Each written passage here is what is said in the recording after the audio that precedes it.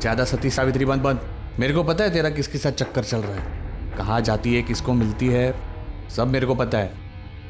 तो मेरे साथ चलने में क्या प्रॉब्लम है तेरे को? देख, मैं जो कुछ भी कर रही हूँ वहाँ पर वो मेरी एक मजबूरी है, या फिर ये समझ ले कि मेरे लिए वो एक श्राप है। तो मैं बोलता हूँ वो मेरे साथ कर, नहीं तो मुझे तुझे मजबूर करना पड़ेगा।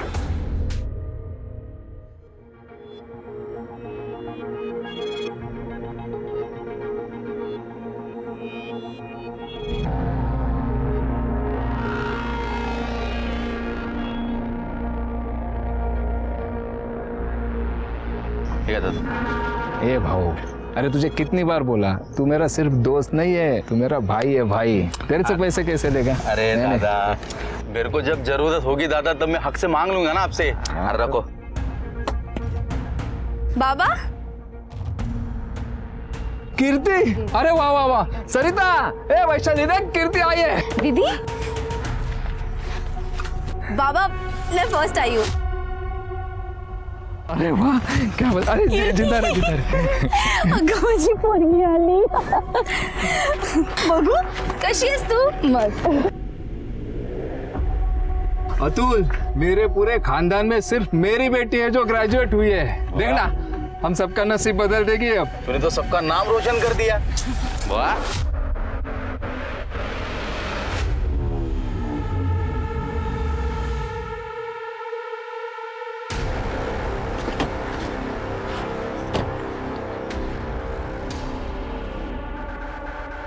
ए विनोद, इधर आ।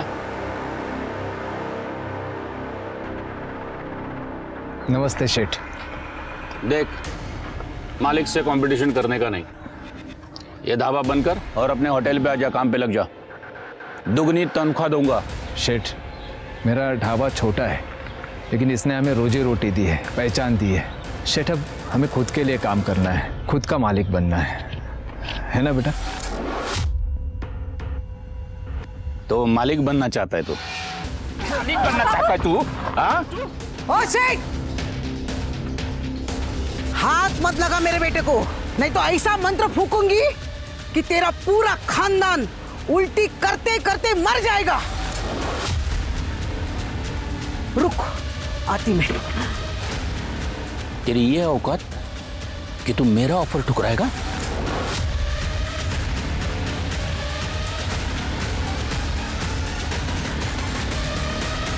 पापा, अभी ऐसे चलते हैं। अरे तू, तुझे पता नहीं है तो किससे पंगा ले रहा है? अब आगे देख तेरे साथ क्या क्या होगा। उल्टी गिनती गिनना शुरू कर।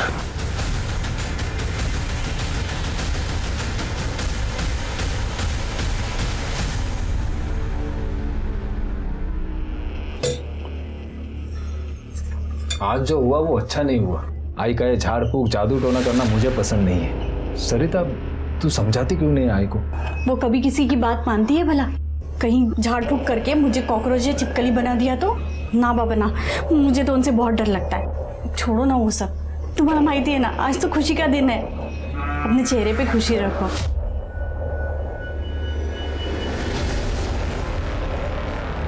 ये आजी क्या कर रही थी यहाँ सब? और तुम लोग कैसे रहते हो यहाँ? यहाँ कुछ भी नहीं है। गॉड।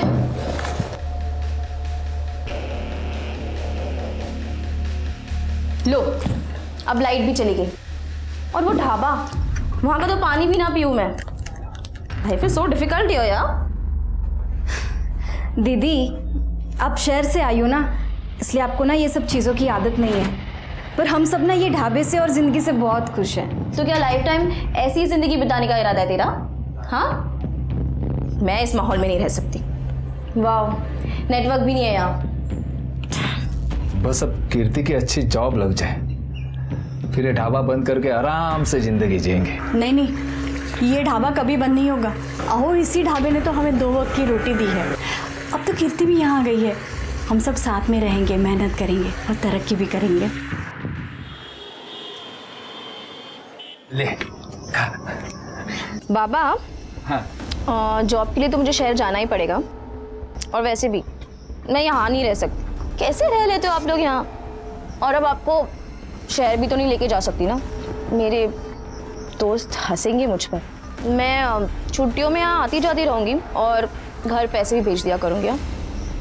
बट प्लीज़ बाबा, मुझे ना यहाँ गाँव में रहने के लिए फोर्स मत कीजिए। वाह बेटा वाह, तुझे यहाँ रहना पसंद नहीं है, लेकिन हम लोग ये जो रूखी सुखी खा रहे हैं ना, इसमें भी हम लोग यहीं सुखी हैं और यहीं खुश हैं। ये जो तू शहर की नौकरी, पैसा और वहाँ की जिंदगी की होशियारी बता रही है ना, वो सब हम लोगों के कारण। हम लोगों ने अपने सुख त्यागे हैं तेरे लिए। ये वैशाली, इसने पढ़ाई नहीं की ताकि मैं तुझे पढ़ा लिखा के बड़ा कर सकूं। तो कोई एहसान नहीं किया बाबा आपने जो किया ना वो आपकी जिम्मेदारी थी, आपका फर्ज था। मैं भी पैसे भेजकर अपना फर्ज निभाऊंगी।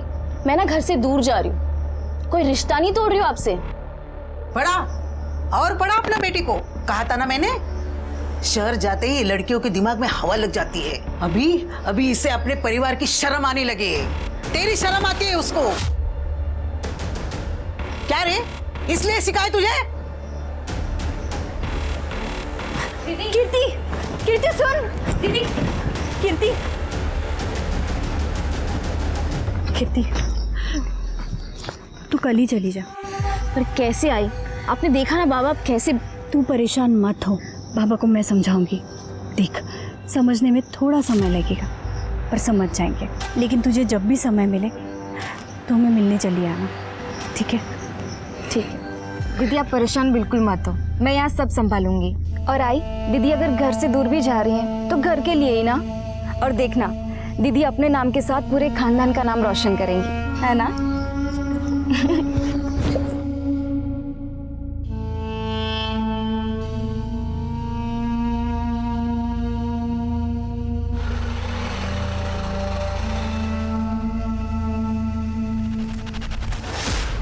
देख हर्षित, जितने पैसे तुझे देने थे ना उससे ज्यादा दे रहा हूं मैं। 1 साल पहले मैंने तुम्हारे कहने पर मार्केट में से पैसा उठाया था। तुम्हारा काम भी हो गया है, माल की सारी डिलीवरी भी हो गई है। अब तो मेरा पैसा दे दो, नहीं तो मैं बर्बाद हो जाऊंगा। जितना दे रहा हूं वो चुपचाप ले ले, वरना ये 2 लाख रुपए भी नहीं मिलेंगे तुझे। अगर मुझे मेरे 15 लाख रुपए नहीं मिले ना तो मैं तुम्हें और तुम्हारे खानदान को खत्म कर दूंगा। अपना हिसाब पूरा हो गया, चल निकल। निकल, चल निकल। अगर तुम्हें खत्म नहीं किया ना तो मेरा नाम भी हर्षद चौहान नहीं। अरे चल, आ गया है खत्म करने वाला। सुभद्रा भाई, मुझे बदला चाहिए। हो गया तेरा काम। अगले 24 घंटे में जो तू चाहता है वो तुझे मिल जाएगा।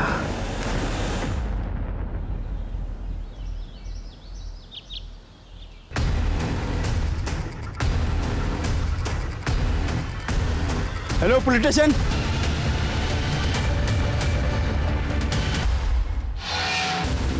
एक काम करो, दोनों लाशों को पोस्टमार्टम के लिए भेज दो और इनके परिवार वालों को खबर करो। Okay sir. और वो मेरी बहन वैशाली, वो कल से गायब है सर। गई होगी किसी दोस्त के पास। नहीं सर, हमने हर जगह पता किया था पर उसकी कोई खबर नहीं है। सर, हमें डर है कि सरिता वहिनी और सुभद्रा काकी की तरह उनके भी तो कातिल का अभी तक पता नहीं चला। आप कौन है? ये मेरा दोस्त है साहब, अतुल। देखो, छानबीन चल रही है, जैसे ही कुछ पता चलेगा हम जरूर बताएंगे। सर हमें पता है ये किसने किया। सर, वो सुनील नाइक है ना, ये उसी का काम है सर। होटल 3 स्टार का मालिक सर, उसने हमें एक बार धमकी भी दी थी। सर, आप उसे अरेस्ट कर लीजिए प्लीज। अरे ऐसे ही किसी को अरेस्ट नहीं कर सकते हम, सबूत चाहिए उसके लिए। आप लोग फिलहाल घर चले जाइए, जैसे ही कुछ पता चलेगा हम खबर कर देंगे। हाँ, और क्या है तुम्हारी बहन का नाम? वैशाली। रिका में तिचा फोटो घेऊन ठेवा। हाँ, और उसका कॉन्टैक्ट नंबर इनके पास दे दीजिए।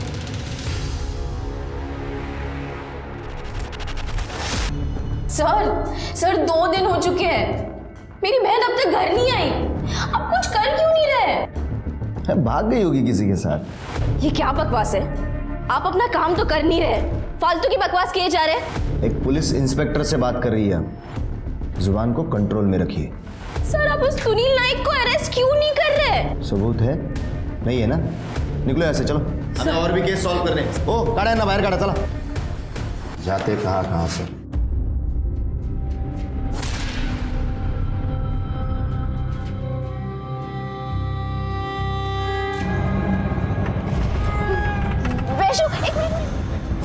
वैशु वैशु वैशु क्या हुआ तुझे? वैशु वैशु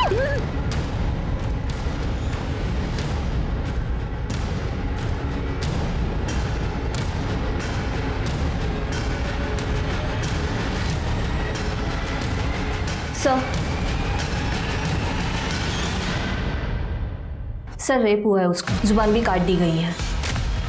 शौक में है, इसके लिए कुछ रिएक्ट नहीं कर रही है। Excuse me. साहब अब तो पकड़ लो उन लोगों को साहब, मेरी तकरार लिख लो साहब। अरे उठाओ इनको, उठाओ। देखिए पहले हमारे सरकारी डॉक्टर जो है वो चेक करेंगे, इनका सच में रेप हुआ है या नहीं ये जांच की जाएगी, फिर कंप्लेंट दर्ज होगी। अब आपकी बेटी कुछ बोल भी नहीं रही है, वो कुछ बोली तो केस दर्ज होगा ना। बोलेगी? अरे कैसे बोलेगी वो? जुबान काट दी उसकी। प्लीज अभी तो आप कुछ कीजिए। देखिए मैडम, इन्वेस्टिगेशन कैसे करनी है और कैसे नहीं आप हमें मत सिखाइए। अरे सर आप हमारी बात क्यों नहीं सर?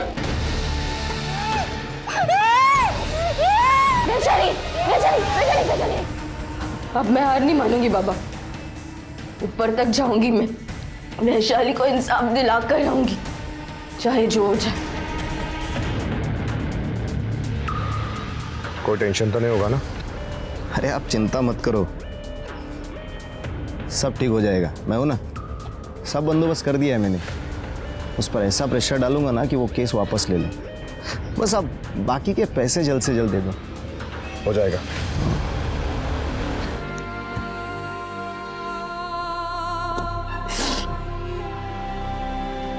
कीर्ति। हाँ बाबा। ले बेटा।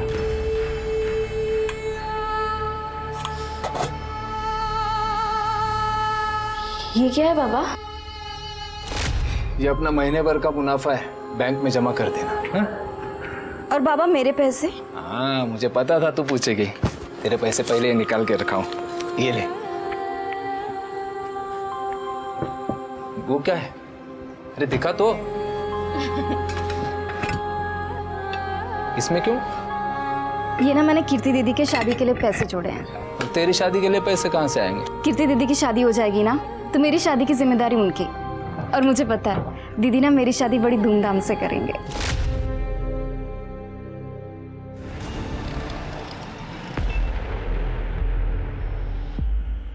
Hello sir.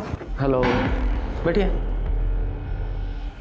सर आपने हमारे आर्ट्स एंड क्राफ्ट कॉलेज में एक बार वुमेन सेफ्टी के बारे में लेक्चर दिया था, वही की स्टूडेंट हूँ, Kirti Gaikwad. Oh yes yes yes, बोलिए। सर वो मेरी बहन के साथ हुआ है और मेरी माँ और दादी का भी खून हो गया है। वहाँ की पुलिस हमें बिल्कुल सपोर्ट नहीं कर रही है, वो हर एक चीज़ को नज़रअंदाज कर रही है सर। कीर्ति मैं समझ सकता हूँ तुम्हारे साथ बहुत बुरा हुआ है, लेकिन कीर्ति ये केस तो हमारे ज्यूरिस्डिक्शन में नहीं आता और हमें अपने दायरे में रह के काम करना पड़ता है। सर पर उस दिन आपने कहा था कि सिर्फ अपने परिवार के नहीं बल्कि अपने देश के बारे में सोचो। ये देश भी तो हमारा परिवार है ना। और क्या अपने परिवार की मदद करने के लिए भी आप दायरा सोचोगे? सर आप मेरी आखिरी उम्मीद हो सर, प्लीज़। आप क्राइम ब्रांच के इतने बड़े ऑफिसर हो, भगवान ना करे कल को आपकी बेटी के साथ कुछ गलत हो जाए तो तब भी आप दायरा सोचोगे क्या? Sorry sir. सर ये केस वर्दम गांव पुलिस स्टेशन के अंडर आता है। हाँ लेकिन सभी इस तरह सोचने लगेंगे तो इंसाफ कैसे होगा? मैं हायर अथॉरिटी से बात करता हूँ, पर ये वर्दम भी तो हमारे नासिक में ही आता है ना। जी सर। सतीश कभी कभी हमें अपने कद से ऊपर उठ के सोचना पड़ता है। मुझे इस केस की फाइल जल्द से जल्द चाहिए। मिल जाएगी सर।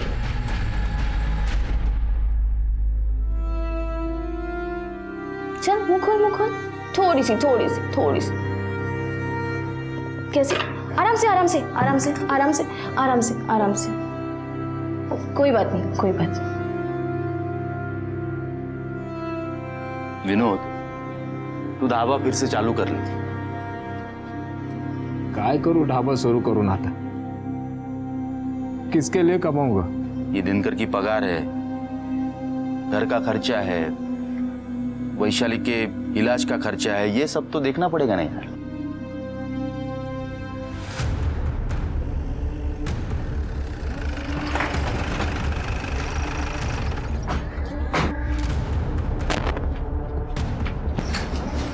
कीर्ति और वैशाली का घर यही? जी सर। सर आप यहाँ? हाँ, मैंने हायर अथॉरिटी से बात की एंड दे एग्रीड। ये केस हम हैंडल कर रहे हैं। Thank you sir. वैशाली कहाँ है? वैशु? वैशाली बेटा? सर डॉक्टर ने कहा है इसे शॉक लगा है, इसीलिए ये रिएक्ट नहीं कर पा रही। मैंने स्टेट गवर्नमेंट के मेडिकल ऑफिसर से बात की है, वैशाली की दोबारा से जांच कराएंगे।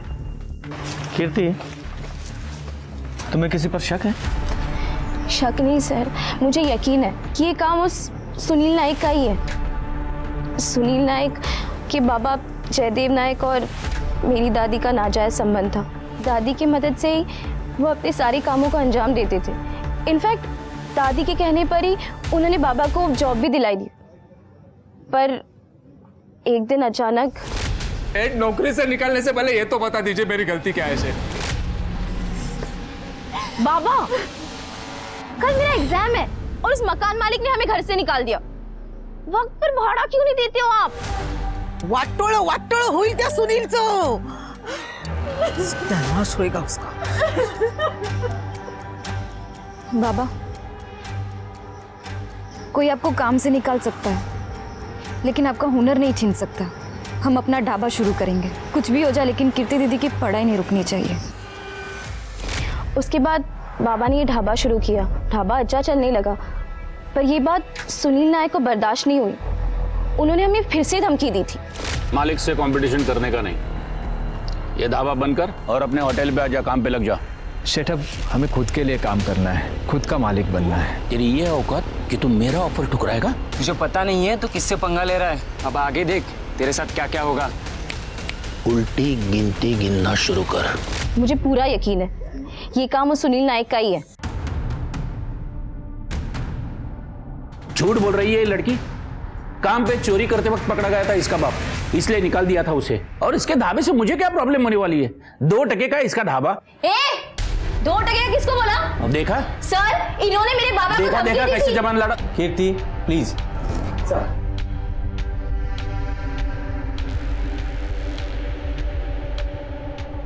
ये बताइए, सुभद्रा और आपके पिता जयदेव जी, उनके बीच क्या रिश्ता था? देखिए, मेरे बाबा नहीं रहे, उन पे कीचड़ उछाल रही है लड़की, झूठ पे झूठ बोली जा रही है। 24 तारीख को आप कहाँ थे? मैं फार्म हाउस पे था। और इस बात की कंफर्मेशन के लिए क्या आप हमें वहाँ की सीसीटीवी फुटेज प्रोवाइड करा सकते हैं? इंस्पेक्टर साहब, फार्म हाउस पे कौन सीसीटीवी लगाता है? आप बता सकती हैं कि 24 तारीख को आपके पति क्या सचमुच में अपने फार्म हाउस पे थे? हमारे घर की औरतें सिर्फ चौके चूल्हे के सवालों का जवाब जानती है। आप यहाँ क्यों बैठी हो? चले जाइए।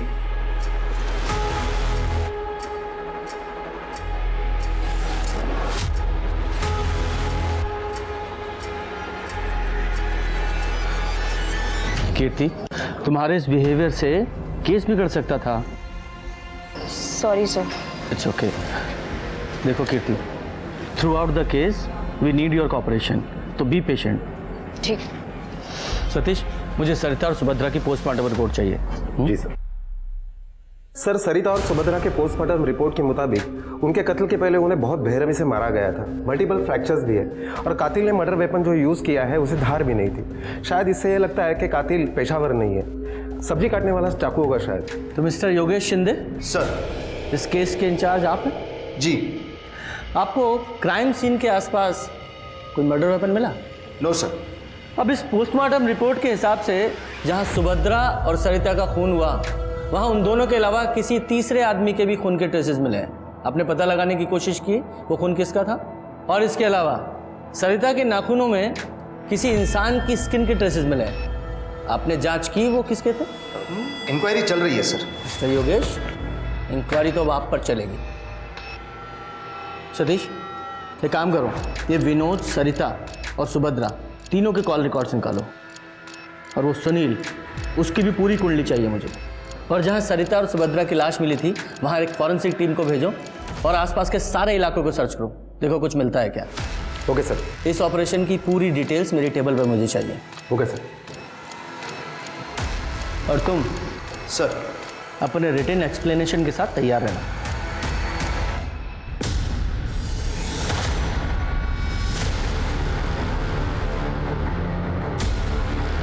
ये चाकू हमें क्राइम सीन पर मिला है, क्राइम स्पॉट से सिर्फ 50 फीट की दूरी पर। इसका मतलब जानते हो कि तुमने क्राइम सीन को अच्छे से सर्च नहीं किया या फिर जानबूझकर अवॉइड किया। हाँ? सर विनोद के ढाबे पे काम करने वाला दिनकर आया है। बुलाओ। सब विनोद दादा जैसे ही घर के बाहर चले जाते थे तब एक कार आती थी और सरिता जी उसमें बैठ के चली जाती थी। सरिता को लेने कौन आता था? वो तो नहीं पता साहब, क्योंकि मैंने उस आदमी का चेहरा कभी देखा नहीं। ठीक है, तुम जाओ। हाँ सर। सर वैशाली की मेडिकल रिपोर्ट आई है। सर वैशाली की मेडिकल रिपोर्ट्स के हिसाब से उसके कान में कोई गर्म चीज डाली गई थी, जिसकी वजह से उसके कान के पर्दे फट गए थे। What?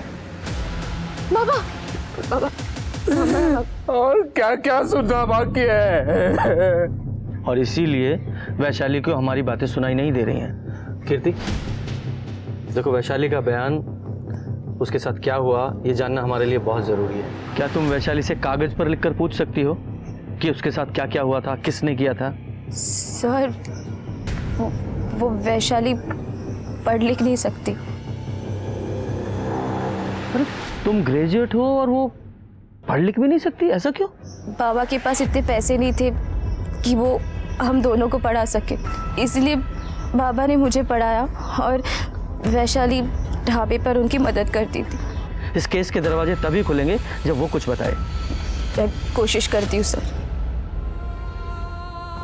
वैशु, वैशु इधर देख, तुझे ये सब किसने किया? किसने मारा तुझे? बोल ना। देख देख, मुझे देख, प्लीज कुछ बता। नहीं नहीं, ऐसे रोती नहीं है वैशु, हम हार नहीं मानेंगे, ठीक है? तूने आज तक मेरा साथ दिया है ना, अब मेरी बारी है। हाँ हाँ, मैं तुम दोनों का ख्याल रखूंगी, बाबा और तुम्हारा। हाँ, तुम बिल्कुल चिंता मत करो, सब ठीक हो जाएगा।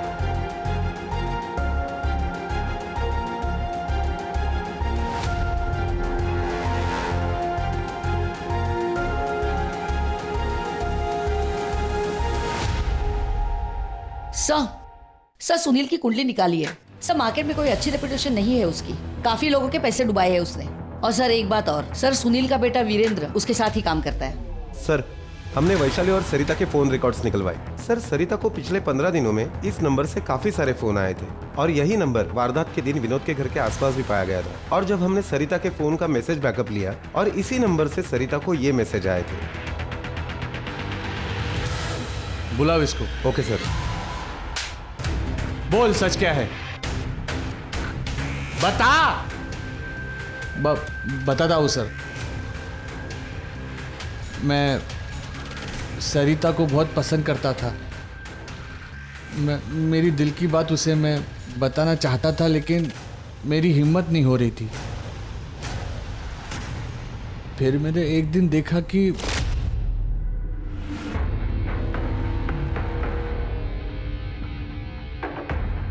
ज्यादा सती सावित्री बंद। मेरे को पता है तेरा किसके साथ चक्कर चल रहा है, कहाँ जाती है, किसको मिलती है, सब मेरे को पता है। तो मेरे साथ चलने में क्या प्रॉब्लम है तेरे को? देख, मैं जो कुछ भी कर रही हूँ वहां पर वो मेरी एक मजबूरी है, या फिर ये समझ ले कि मेरे लिए वो एक श्राप है। तो मैं बोलता हूँ वो मेरे साथ कर, नहीं तो मुझे तुझे मजबूर करना पड़ेगा। और ये सब देख कर तुझे गुस्सा आया और तूने सरिता को मार दिया? नहीं सर, मैंने उसे नहीं मारा। झूठ मत बोल। 15 तारीख को तेरे घर की लोकेशन विनोद के घर के आसपास की है। हाँ, सरिता से मिलने गया था, लेकिन जब मैं वहां पे गया तो उसके घर पे ताला लगा हुआ था। फिर मैं वापस चला आया सर। सरिता किसके साथ थी? कहाँ देखा था उसे? बोल। सर वो सुनील के घर के बाहर थी। मतलब सरिता और सुनील। सतीश एक काम करो, सुनील के पास कई गाड़ियां हैं ना? हाँ सर। उन सब की डिटेल्स निकालो विद फोटोग्राफ। Okay sir. ये कार थी? नहीं साहब। हाँ हाँ यही कार थी सर। सरिता तुमसे मिलने यहां तुम्हारे घर पर भी आती थी और तुम्हारे फार्म हाउस पर भी जाती थी। सतीश जरा वो गाड़ी दिखाओ। यही है ना तुम्हारी गाड़ी जिसमें तुम सरिता को पिकअप कराते थे? और तुम झूठ नहीं बोल सकते क्योंकि इसका एक चश्मदीद गवाह भी है हमारे पास जिसने सरिता को तुम्हारे घर के बाहर कई बार देखा। अब ये बताइए कि सरिता के साथ तुम्हारे संबंध थे या नहीं? थी। सिर्फ जिस्माना। मैं उसे पैसे देता था। जो काम तुम्हारे पिताजी जयदेव ने सुभद्रा के साथ किया था वही काम तुमने सरिता के साथ किया, उसके साथ जबरदस्ती संबंध बनाकर। जी देखिए, जो भी था राजी खुशी था, कोई जबरदस्ती नहीं की उस पर। सरिता से आखिरी बार कब मिले थे? 14 मार्च को आखिरी बार मिले थे।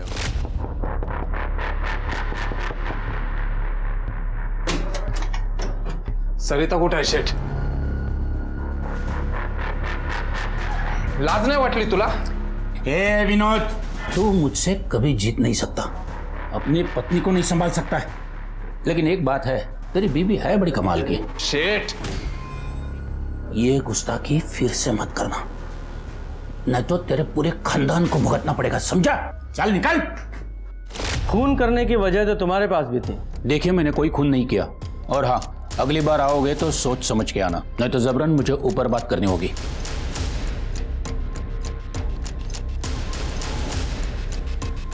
सतीश, इस विनोद ने हमें सरिता और सुनील के संबंधों के बारे में पहले क्यों नहीं बताया? क्या हो सकता है जो लोग छुपा रहे हैं?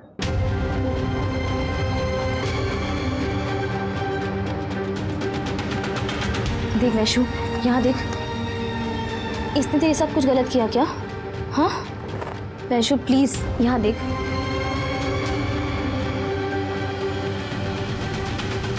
ये देख, इसने किया क्या कुछ? देख, दिनकर, दिनकर बोल वैशु। अतुल अंकल, इन्होंने कुछ किया? चुप रहने से कुछ नहीं होगा।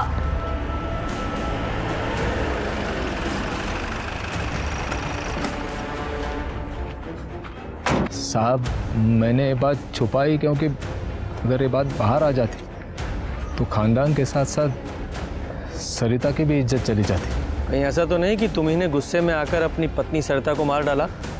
सरिता की तो कोई गलती थी ही नहीं, वो तो बेचारी मजबूर थी। मेरे आई ने उसे ये सब काम करने के लिए उकसाया था। मेरे आई जादू टोना जानती थी, उसके खिलाफ जो भी चला जाता वो जादू से उसे अपने वश में कर लेती थी। साहब, सरिता ने डर के कारण ये काम किया था। आई तूने ऐसा क्यों किया? तो भूल गया, अपने सिर पे जो छत है वो उन्हीं की देन है। नाइक परिवार के बहुत एहसान है अपने ऊपर, इसलिए उसने जो मांगा मैंने दे दिया। देवदत्त साहब को मैंने मरते वक्त वचन दिया था, उनकी हर ख्वाहिश पूरी करूंगी मैं। और इसीलिए तूने अपने काले जादू का डर दिखाकर अपनी बहू को उसके पास भेज दिया। अरे आई, उस सुनील के बाप ने पहले तुझे अपनी दूसरी बीवी बना के रखा और अब तूने खुद अपनी बहू को उसके बेटे के लिए चुना। आई, वो लोग हमें जन्मों जन्मों तक अपने चंगुल में फंसा के रखना चाहते हैं। वारदात वाले दिन तुम जिस दुकान से सामान लेने गए थे उसका एड्रेस दो। हाँ सर। सतीश, ये हमारे पास 3 सस्पेक्ट हैं, विनोद गायकवाड़, सुनील नायक और ये अतुल सावंत। लेकिन वैशाली के साथ ये सब कुछ किसने किया उसके बारे में पता नहीं चल रहा है। सर, ऐसा भी तो हो सकता है कि सुभद्रा और सरिता इन दोनों का कत्ल किसी और ने किया हो सकता है। एक काम करो, इस केस से जुड़े जितने भी प्राइम सस्पेक्ट हैं सब पर नजर रखो, देखो कौन किससे मिलता है, कहाँ मिलता है, क्या बातें करता है।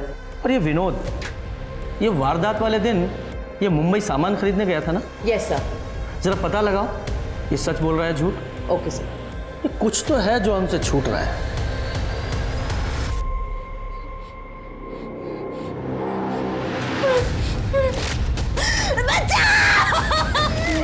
वैशु वैशु वैशु क्या हुआ? हाँ कुछ नहीं बेटा, मैं हूँ यहाँ पे।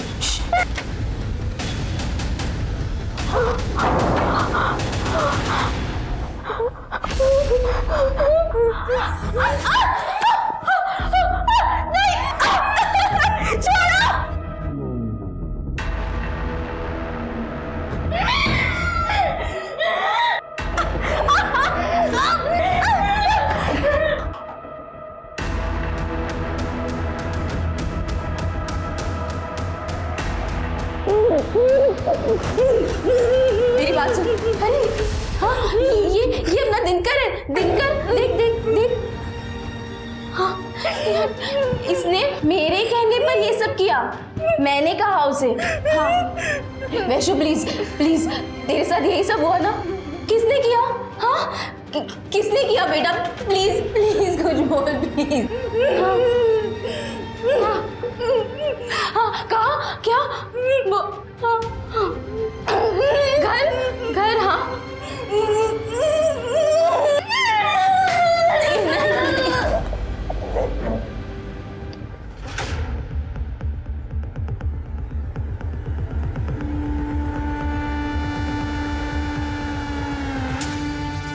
सर ये देखिए, ये पायल मिली है। पायल? ये वैशाली की पायल है? इतनी महंगी पायल हम लोग नहीं खरीद सकते साहब, ये हमारी नहीं है। ये तू जानती है इस पायल को? हाँ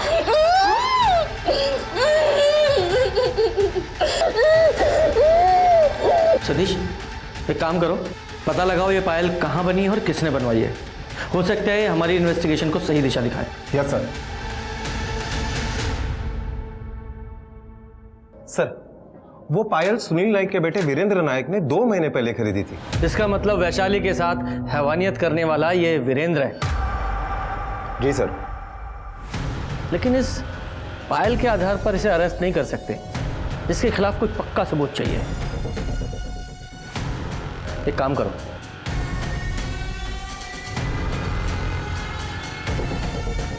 कीर्ति कैसे भी करके हमें वैशाली से बात करनी पड़ेगी, क्योंकि सिर्फ एक वही जरिया है हमारे पास। लेकिन कैसे सर?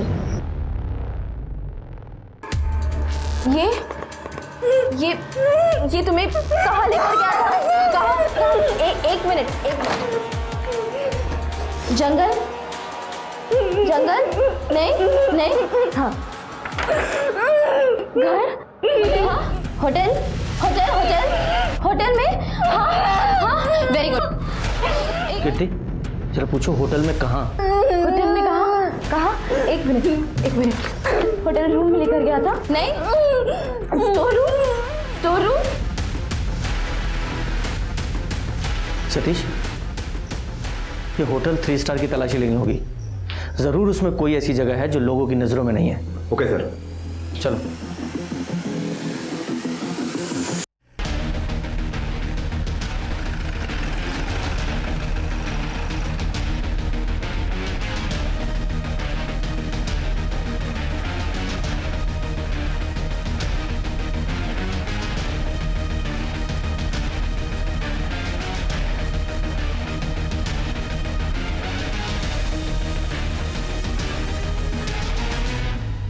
यार खिड़कियां खोलो।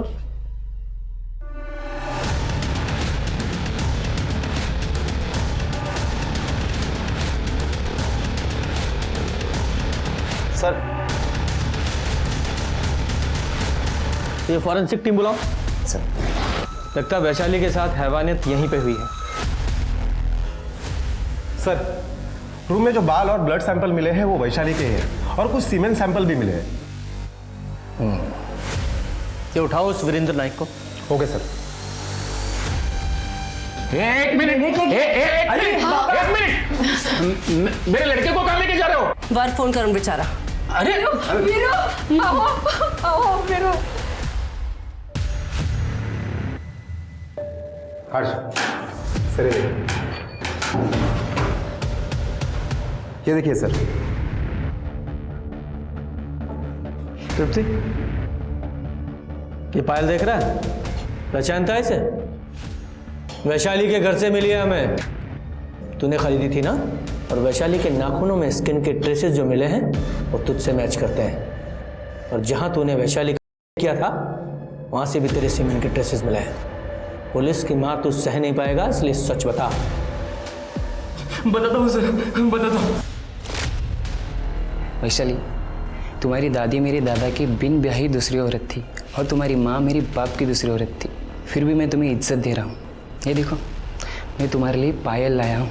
अब खुशी खुशी मान जाओ, वरना तुम भी वही बनोगी जो तुम्हारी माँ मेरी बाप की है, बिन ब्याही गुलाम। मर जाऊंगी लेकिन तेरी गुलाम कभी नहीं बनूंगी। और तू भी ना तेरे बाप जैसा ही है, कमीना।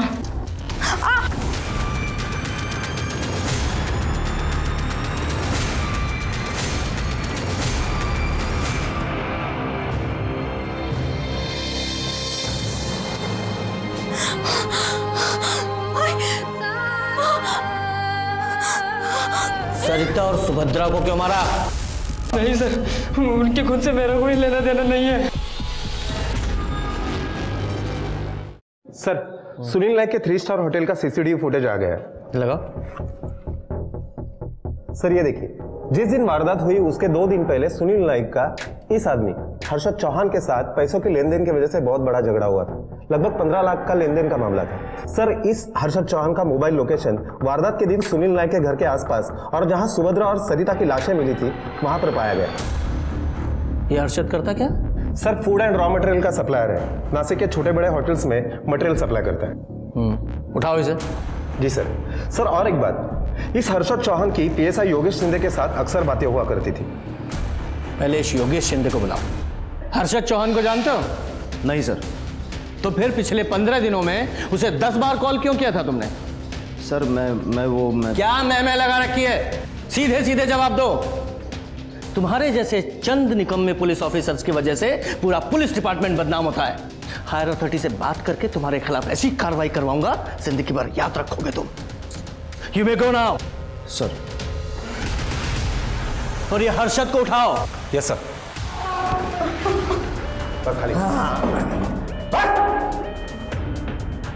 देख हर्षद, तेरे खिलाफ हमारे पास बहुत सारे सबूत हैं। जिस समय सरिता और सुभद्रा का खून हुआ, तेरी फोन की लोकेशन उसी एरिया की है। और उसके अलावा उस क्राइम स्पॉट पे जो तीसरे आदमी का खून मिला वो तेरे ब्लड से मैच हुआ है। दिनेश सर, ये चाकू देख रहा है? इसी से मारा था ना तूने सरिता और सुभद्रा को। तेरे फिंगरप्रिंट्स मैच हुए इस चाकू पे। और इतने सबूत काफी है तेरे ऊपर केस बनाने के लिए और तुझे सजा दिलाने के लिए। अब सीधे सीधे बताएगा या और मार खाएगा? सतीश ये ऐसे नहीं बोलेगा। सर, मैं बताता हूँ सर। वो सुनील नायक ने मेरे 15 लाख रुपए डुबाए थे सर। मैं बर्बाद हो गया था सर। फिर मुझे सुनील नायक से बदला लेना था, इसीलिए मैं सुभद्रा बाई के पास गया था। सुभद्रा बाई, मुझे बदला चाहिए। अगले 24 घंटे में जो तू चाहता है वो तुझे मिल जाएगा। दूसरे दिन मुझे एक कॉल आया। सुभद्रा और सरिता का खून करने के लिए मुझे 15 लाख की सुपारी मिली थी। मुझे पैसों की बहुत ज़रूरत थी, तो मैंने सोचा कि मुझ पर कोई शक नहीं करेगा। फिर जैसे विनोद काम से बाहर निकला, फिर मैं उसके घर गया। सुभद्रा भाई, विनोद भाई का एक्सीडेंट हो गया। क्या? कहाँ? हर्षद? हर्षद क्या बोल रहे हो? कहाँ हुआ बताओ तो। पता नहीं, लेकिन विनोद भैया का एक्सीडेंट हो गया, उन्हें अस्पताल लेके गए। चलिए जल्दी चलिए। अरे क्या हुआ? देखता हूँ, एक मिनट देखता हूँ। जल्दी देखो हर्षद। देख रहा हूँ। अरे देख जल्दी जाना है। हाँ? ये क्या किया तूने?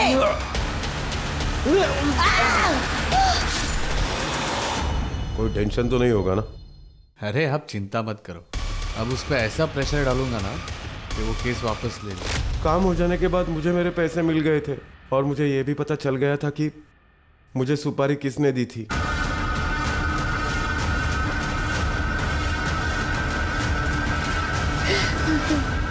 थक गई थी मैं इन नाजायज संबंधों के झमेले से। उस सरिता के साथ उनके ताल्लुकात थे। एक दिन मैंने अपने ही घर में, अपने ही बेडरूम में उनको, उस सरिता की वजह से पिछले 10 साल से इन्होंने मुझे छुआ तक नहीं था। और इन सब के पीछे वो सुभद्रा थी। सुभद्रा ने सरिता को इनके साथ संबंध बनाने के लिए मजबूर किया था साहब। मैं उन दोनों को हमेशा के लिए अपनी जिंदगी से हटाना चाहती। अगर मुझे मेरे 15 लाख रुपए नहीं मिले ना तो मैं तुम्हें और तुम्हारे खानदान को खत्म कर दूंगा। अपना हिसाब पूरा हो गया, चल निकल। मैंने ही हर्षद को फोन करके उन दोनों की सुपारी दी थी और उसका काम खत्म होने के बाद मैंने बाकी के पैसे दिए थे साहब। सरिता बेचारी तो खुद तुम्हारे पति के जाल में फंसी हुई थी।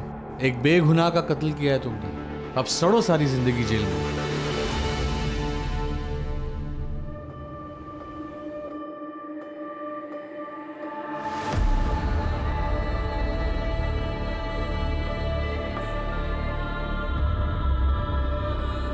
बेटा ये छोड़, बेटा तुम्हें इसलिए नहीं पढ़ाया कि तू ये सब काम कर। तू मेरी बहादुर बच्ची है, तू नौकरी कर, हम सबका नाम रोशन कर। तेरी माँ की भी यही इच्छा थी। बेटा तू शहर चली जा और जब तुझे छुट्टी मिले हमें मिलने के लिए आ जाया करना। नहीं बाबा, मैं यहाँ अब दोनों के साथ रहूंगी, ढाबा संभालूंगी मैं। तू चिंता मत कर, ये ढाबा अब कभी बंद नहीं होगा।